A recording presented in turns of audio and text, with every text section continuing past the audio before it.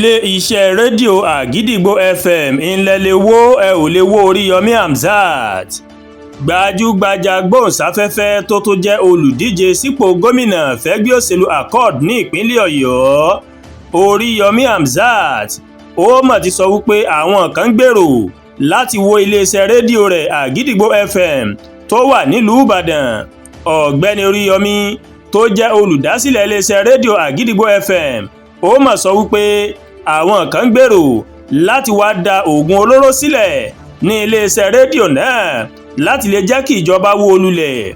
Oríyọmí ní bí nǹkan ṣe ń lọ lágbo òṣèlú ní ìpínlẹ̀ Ọ̀yọ́, ìmọ̀ ló mà jẹ́ kó ń sọ̀rọ̀ síta, pàápàá jùlọ torí àwọn tó dúnkokò mọ́ òun àti iléeṣẹ́ rédíò òun. Oríyọmí sọ nínú fídíò kan tó mà fi léde lójú òpó ayélujára rẹ̀ wípé lóòótọ́ làwọn alágbára ni wọ́n lè wó iléeṣẹ́ rédíò òun, ṣùgbọ́n wọn ò lè wó òun gangan fúnra lára òun.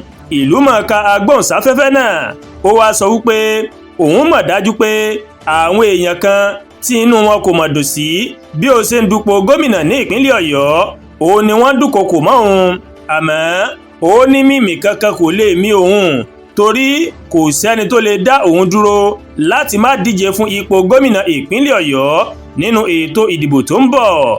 Ó ní kò sí irú nǹkan tí ẹnikẹ́ni lè ṣe tó lè ní kó má ṣe nǹkan tí òun fẹ́ ṣe.